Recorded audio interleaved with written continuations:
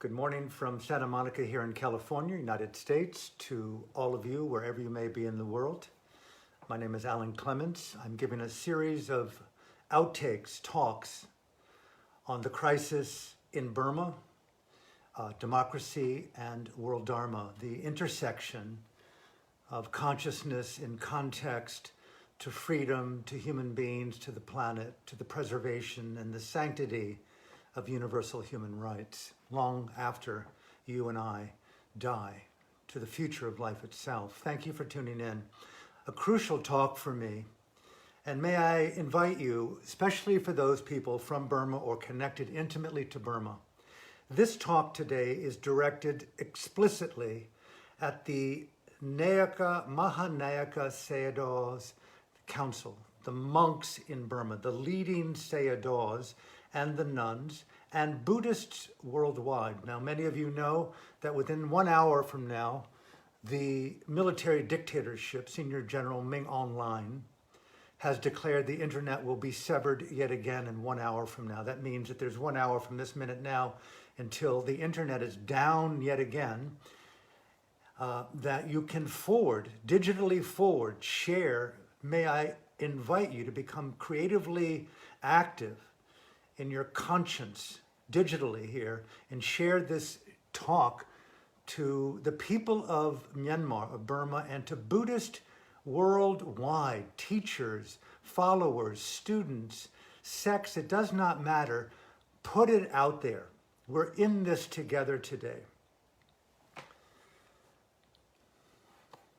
I have a deep reverence for Myanmar, Burma, the Sasana, the Dhamma, the Buddha, the Sangha. I was a monk there for a very brief period of time, only 4 years.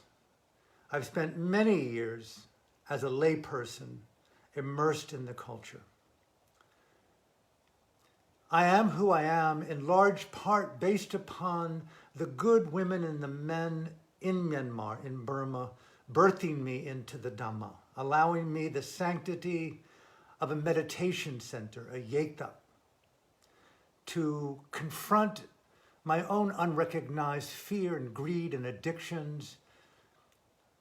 I'm an example of what's possible to confront out of control arrogance, pride, denigration of self, of addictions in all forms, from narcissism to substance abuse. And Myanmar is my Dhamma home. The nuns and the monks, the Sangha, are my mother and father, my brothers and sisters.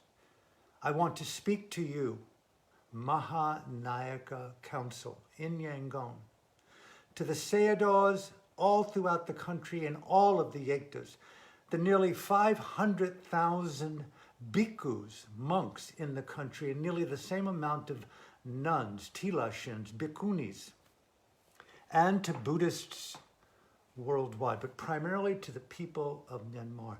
We are now what I feel to be in the second great independence movement. The first, will be what General Aung San and many of the heroic boys and girls in the 40s brought forth and delivered the people of Burma into their freedom from the imperialist white British Empire, the first independence. Now here in the second great independence, the independence from military dictatorship inside the country itself. The civil disobedience movement in Myanmar is crucial to the success of this second great independence movement. I'm thinking back in my heartfelt associations with the teachings of the Buddha. I remember a small passage where his ally, his friend, his attendant, Ananda, he and the Buddha are walking. And it's apparently said in the text that Ananda said to the Buddha, "It seems to me, my friend, sir, that at least half of this Dhamma life, the life of transformation, the life of the elevation and the sanctity of freedom, of love, of kindness, of compassion. It seems to me, sir, that at least half the Dharma life is good or noble friendship. This is so rad. And it's said that the Buddha turned around and said, my friend Ananda, no, the entirety of our life is intimately entwined with noble friendship. We can't do it alone. We need each other. We need the oxygen to breathe. We need each other to feed ourselves. We need each other to be born into this world. We all come through the womb of the feminine. We are each other. And the Buddha made that so explicitly clear in that one short stanza. And then he goes into detail about what is the meaning of Dhamma-inspired, noble friendship. Truth-telling, harmlessness, the elevation and the protection of consciousness from the kilesas, pointing out the mindful Dhamma intelligence on how to navigate greed, anger, and delusion, and to take the projection off of other and assume radical responsibility for these deep upsurges known as kilesa. There's something so profound about meeting an individual who she and he is committed to the development and to the overcoming of their own fear, greed, and delusion, and pull back judgment, blame, and projection on the world and other. In Burma today, in Myanmar, we have to ask, is this military dictatorship run by U Tan Shui and Senior General Ming Aung Hlaing, are they upholding noble friendship? Are they upholding the dignity of the sasana, the dignity of the people? From my humble opinion, absolutely no. Let me dive into this. You know, I was recently in your country of Myanmar, and I heard repeatedly from people that the biggest threat, alongside the military dictatorship that is still out of control, although there is this so-called constitution they brought in 2008, and there are elections, and there's a civilian government, obviously they're out of control still. But quite frankly, it's their relationship to China. I heard the phrase, Burma will be the next Tibet. Interesting. In the last year, what we have watched in Hong Kong is a travesty to me.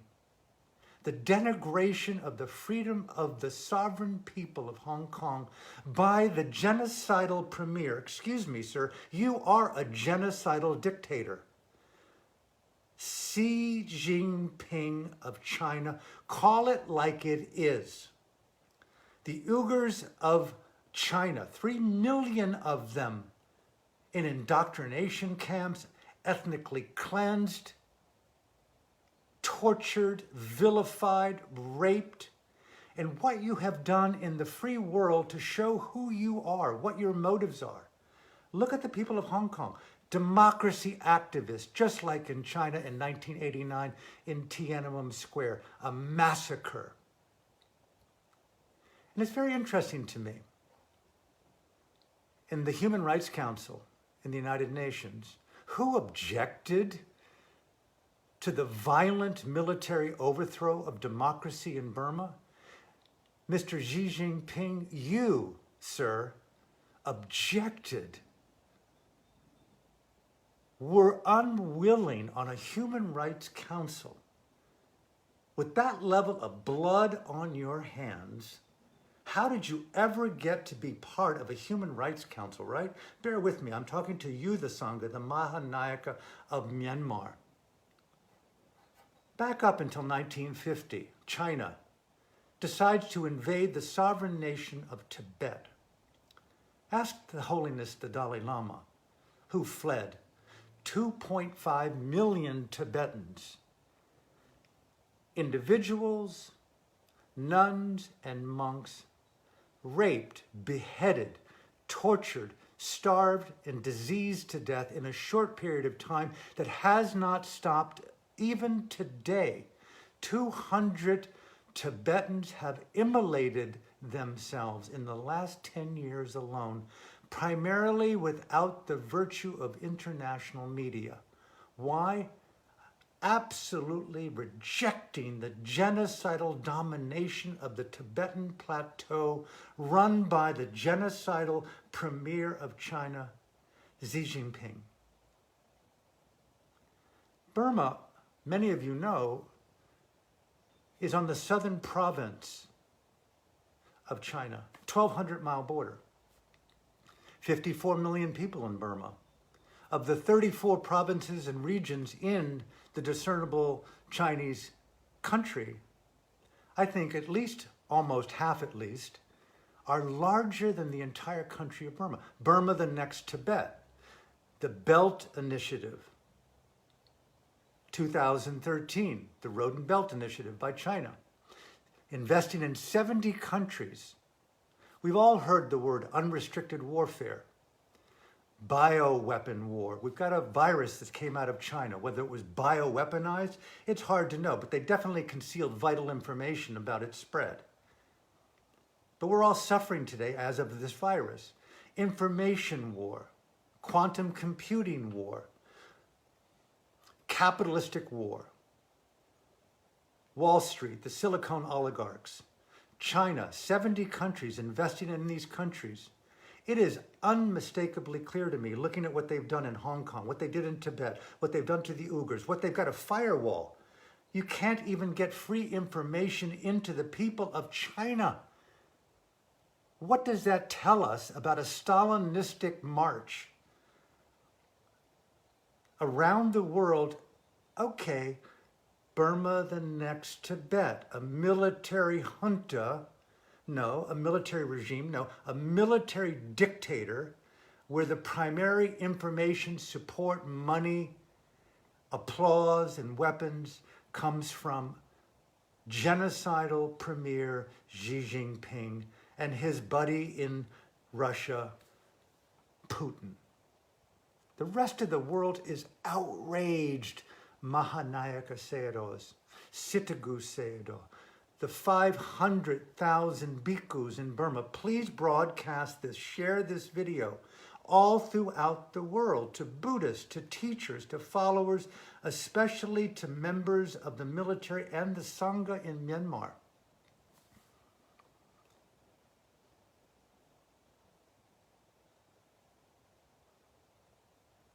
Xi Jinping has a gas and oil pipeline into the Bay of Bengal. It's the little-known, obvious secret behind the Rakhine crisis with the Rohingyas. A deep financial investment in resources, owned and sponsored by Senior General Ming Online. This is not a military. I'm going to speak tomorrow to my President Biden and to people in the EU. The military in Burma is a terrorist organization. Is it not obvious?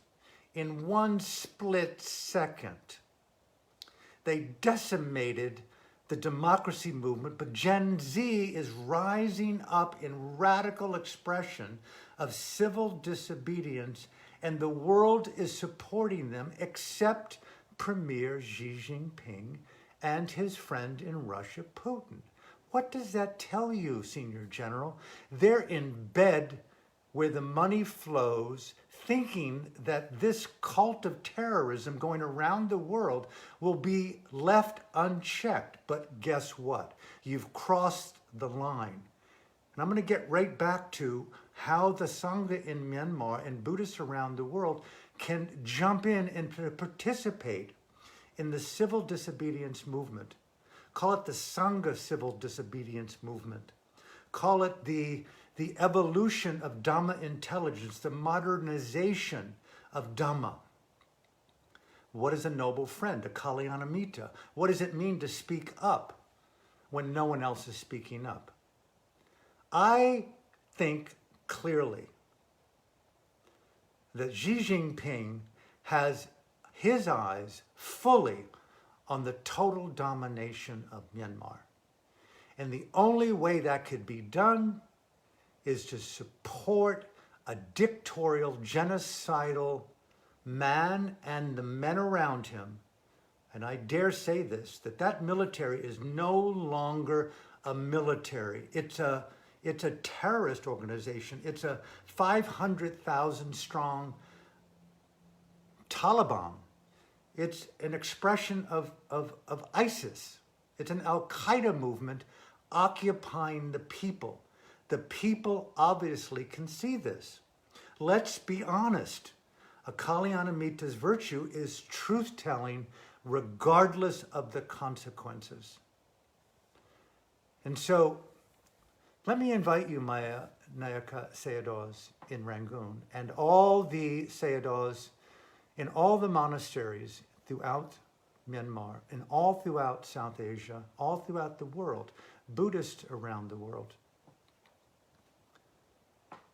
If we had His Holiness the Dalai Lama in the room today with us, which we have online, perhaps he's even listening, what would he say he would have possibly done different back in 1949 or 1950 when the Chinese genocidal invaders came in and outlawed Buddhism and declared that it should be decapitated, all Buddha statues taken down, all tankas, like the one I have behind me, replaced with the premier of China as the all-supreme being.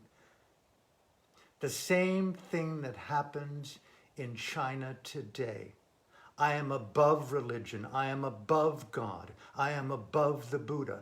Well, the Road and Belt Initiative is a euphemism, what I would call the one-party system of authoritarian communism. And anyone who poses that, it's a genocidal death. Look at my behavior, not at my words. Look at Hong Kong. Look at the Uyghurs. Look at the Tibetans. And guess who we're coming after next? The world. Burma is a strategic country with access to the Bay of Bengal, to their arch-rival enemy, India, the largest democracy in the world. Let's make sense of this. It's a matter of a few short years away before China takes over Myanmar. And the generals probably think they'll be safe, but guess what? Likely they will not. They'll end the way of Ceausescu in Romania. The Chinese are in it for themselves. And so, oh my God, the decimation of Buddhism in Myanmar? Oh, we're outside of politics, the monks and the nuns in Myanmar might say?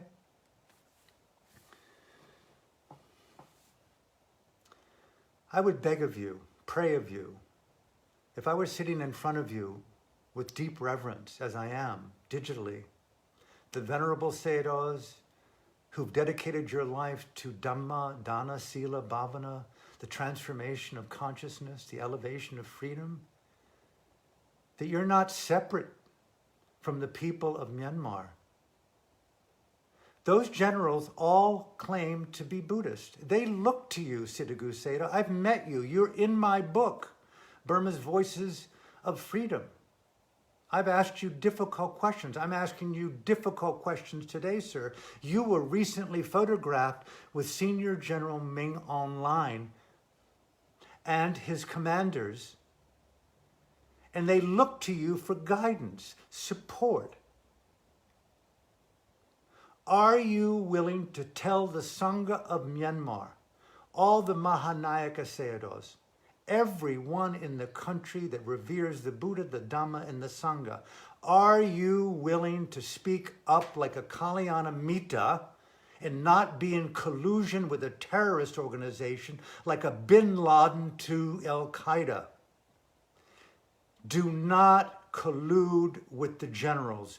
Do not collude with the military, and do not hide behind the ancient dogma that we as a Sangha do not involve ourselves in politics. Freedom is freedom. Oxygen is neither Buddhist, Christian, or Catholic. It is life-giving.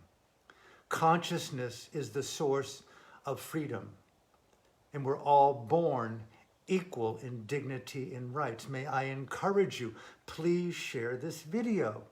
Share it with the monks and the nuns in Myanmar. Share it with the influencers. Have it go viral. Time is of essence. There is still hope. The civil disobedience movement is just beginning.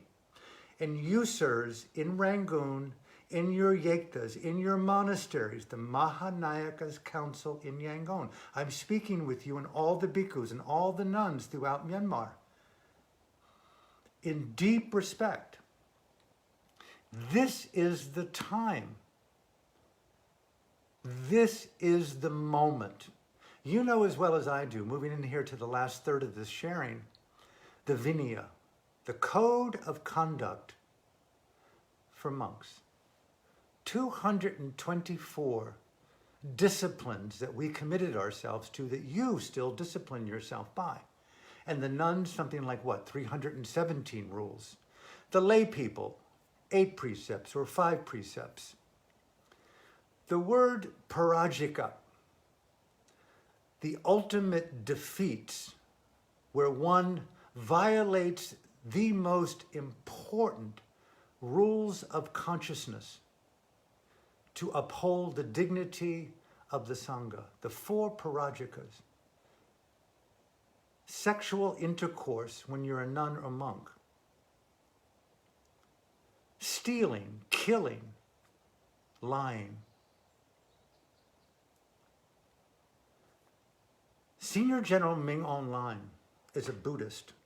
The regional commanders in his coterie of highly paid terrorists commit to the precepts but do not follow them. They have broken the parajikas. They are raping the nation at this very moment. I've seen the videos of the police and the military coming into homes, dragging people out, shooting, tanks on the street. Wrong. It's a parajika. They're raping the people. Parajika violation number 1. They're lying to you and to the world. They are not upholding democracy. They're upholding tyranny and dictatorship and violence. Parajika 2, broken. They are stealing the freedom and the democracy of the people and your own venerable sirs and nuns and further monks throughout the country and around the world. They are stealing at this very moment freedom and democracy from you and the people. And they're lying about it. They've broken all 4 parajikas that when a monk commits are the ultimate defeats and they leave the Sangha.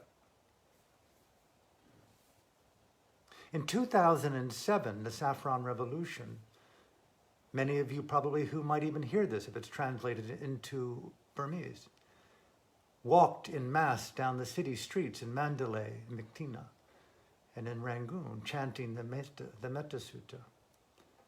Even in front of Aung San Suu Kyi's house, she came out. You were gunned down by these military. Right now, you're in the sanctity of your kutis, in your monasteries. Some of you have taken to the streets. But to actively, vocally declare your allegiance to the people of the country as visionary upholders of freedom.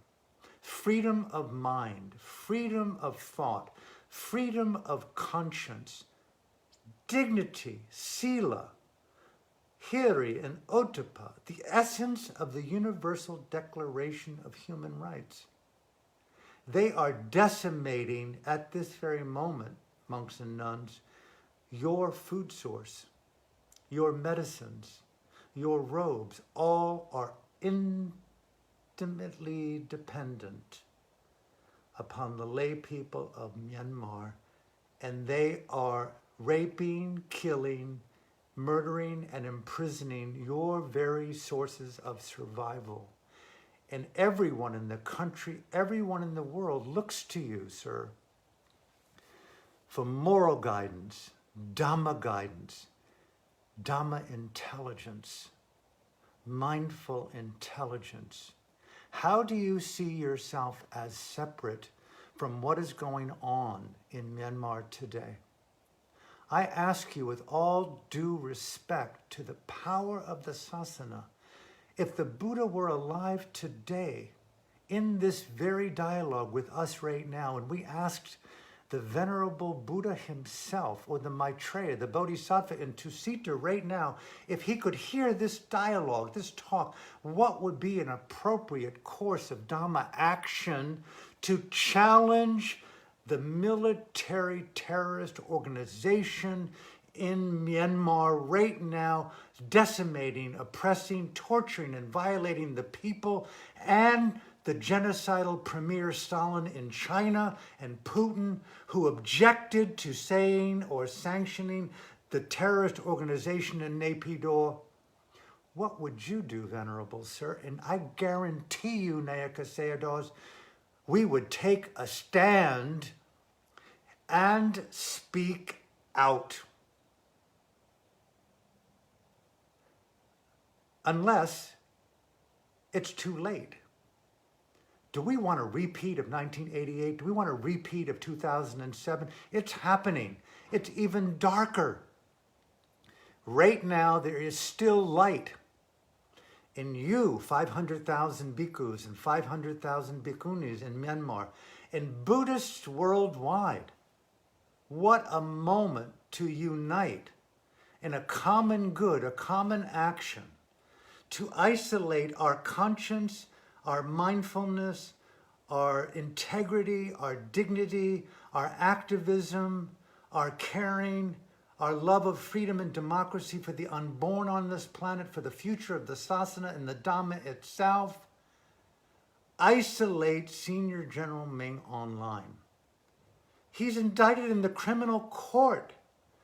His superior, his father, U Tan Shui, the regional commanders, the military leaders, the cronies that financially support them, the business leaders in Burma, in their civilian camouflage, who financially collude with these men. Premier Xi Jinping of China, Putin of Russia, anyone else in the world who supports this genocidal terrorist organization that is gripping the people of Myanmar right now, we see you and we refuse to participate. And specifically, the Sangha of Myanmar, what can you do to show your conscience and allegiance and support for the people of your country? What a difference it would make if right now the Mahanayaka Council said, Senior General Ming Online, Siddhagu Sayadaw, who's been recently with Senior General Ming Online, I want you to come into my yekta and bring your confidants, bring your family, bring your regional directors. I want to talk to you about what is going on in our country. Talk. Don't sit back and be mindful of one's own mind.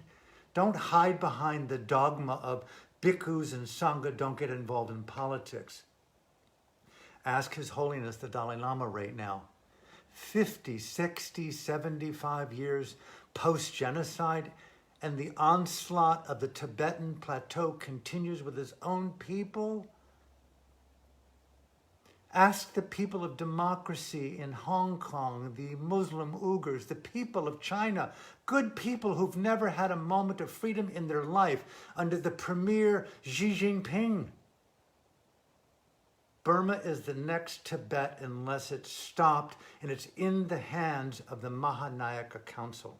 You are the leaders of Dhamma in Burma. You are the leading sons of the Buddha himself. What will you do? I appeal to you. What will you do Get on national TV. Flood the airways, flood the live streams, flood the newspapers. Have a revolution of Samvega. Instill a sense of fiery urgency for all leaders in the military to rise up and understand that there are consequences to your action in this life and in the future life. You will never be safe in your own mind. You'll never be safe in the future, even though you think you are successful. Everywhere you go, you'll be shamed and mocked, shunned and ridiculed. You'll have to fear for your lives, bandits and robbers and assassins, and you'll be haunted by your conscience and your lack of hiri and ottappa. And just like Devadatta, the law of cause and effect, karma and vipaka, it is not what I am saying will happen to you. It's the nature of the cosmos, the interwoven fabric of cognition and physicality in the 31 planes of existence.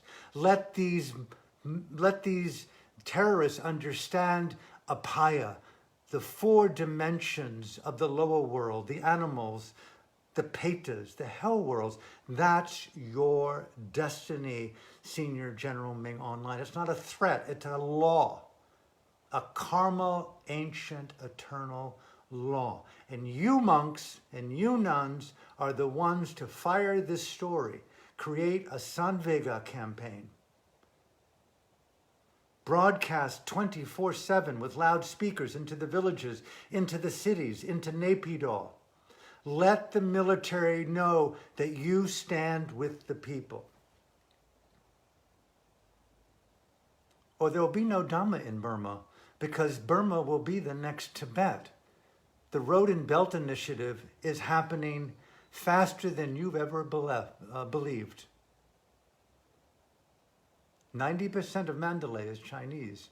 I love the Chinese people. I have no respect for the genocidal premier of China, Xi Jinping, and the 90 million running dogs of his Communist Party. What he has done to the people of Hong Kong is despicable. What happened in Tiananmen is despicable. What's happening in Tibet right now is despicable. Imagine immolating yourself, what kind of terror you must be in to want to draw world attention to the violations of my own people. I remember back in the 60s, the Vietnamese monk who immolated himself and set the world on fire. Monks in Burma, you have an opportunity to set the world on fire with your moral Dhamma courage. I'm not saying immolate yourself, but who knows?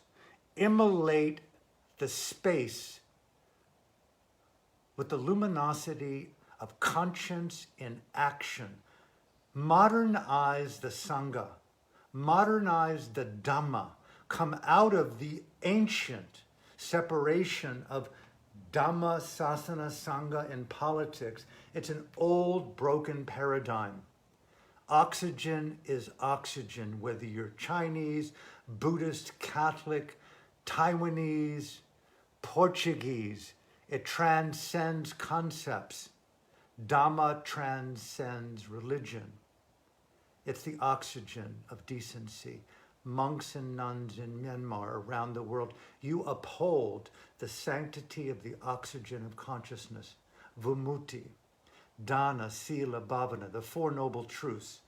Speak up and show your solidarity with the people. I beg of you with all due respect. I'll close.